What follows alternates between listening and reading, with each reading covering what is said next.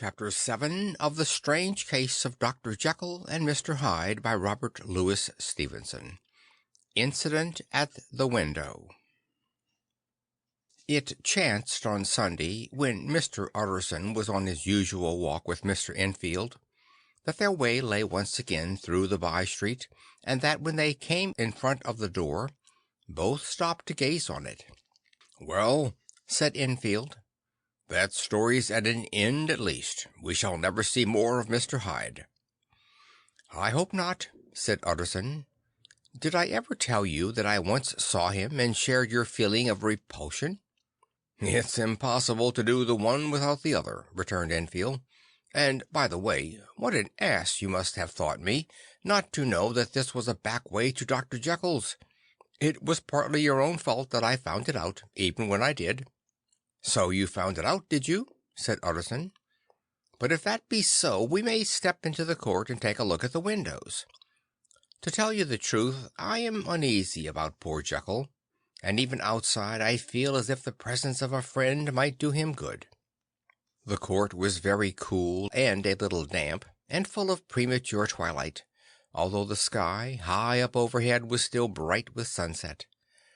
The middle one of the three windows was halfway open, and sitting close beside it, taking the air with an infinite sadness of mien, like some disconsolate prisoner, Utterson saw Dr. Jekyll.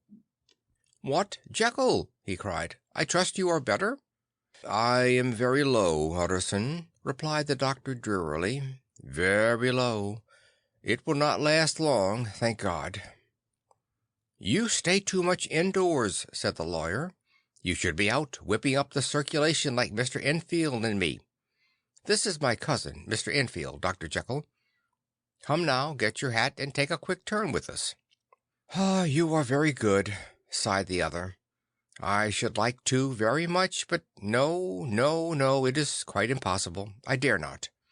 But indeed, Utterson, I am very glad to see you. This is really a great pleasure. I would ask you and Mr. Enfield up, but the place is really not fit."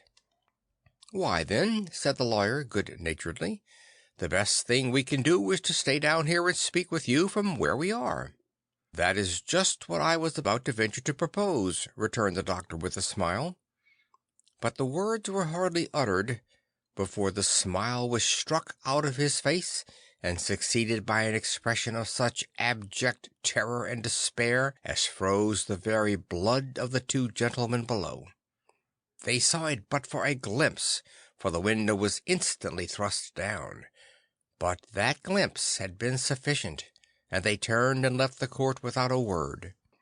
In silence, too, they traversed the by-street, and it was not until they had come into a neighbouring thoroughfare, where even upon a Sunday there were still some stirrings of life, that Mr. Utterson at last turned and looked at his companion. They were both pale, and there was an answering horror in their eyes.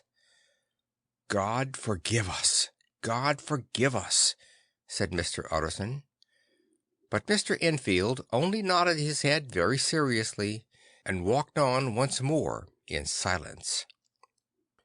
Chapter 8.